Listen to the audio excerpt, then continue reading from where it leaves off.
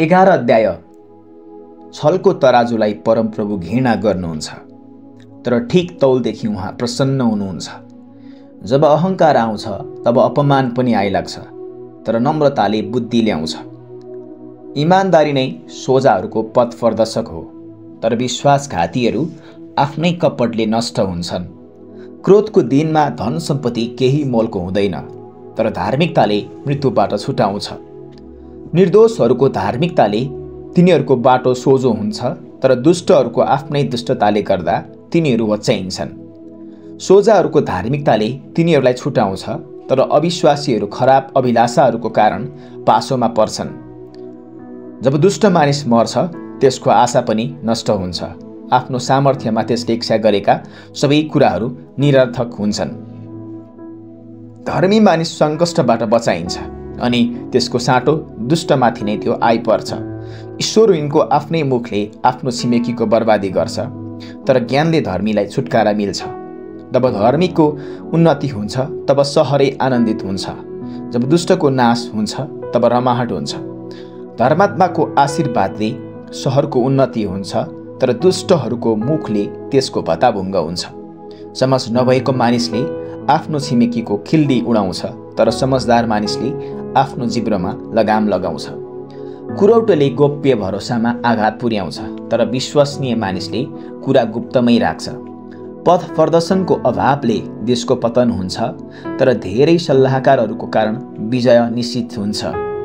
अरूहरूको जमानी बस्नेले निश्चय नै नोक्सानी भोग्नु पर्नेछ, तर अर्काको नासोमा हात हाल्न इन्कार गर्ने व्यक्ति सुरक्षित रहनेछ। दयालु स्त्रीले आदर पाउँछिन्, तर निर्दयी मानिसले केवल सम्पत्ति कमाउँछ।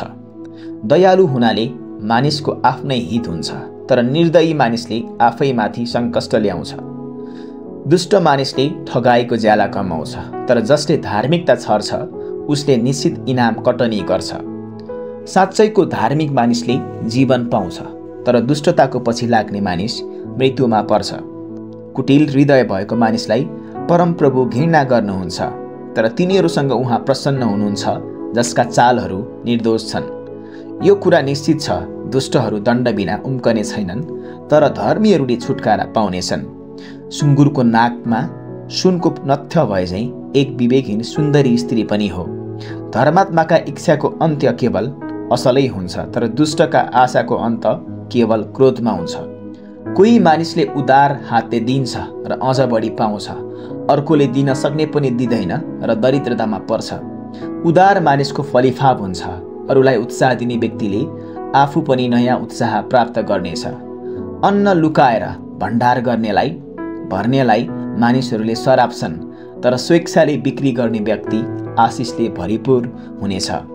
जसको भलाइको खोजी गर्छ उसले सद्भाव पाउँछ, तर खराबीको खोजी गर्नेमाथि खराबी नै आइलाग्छ।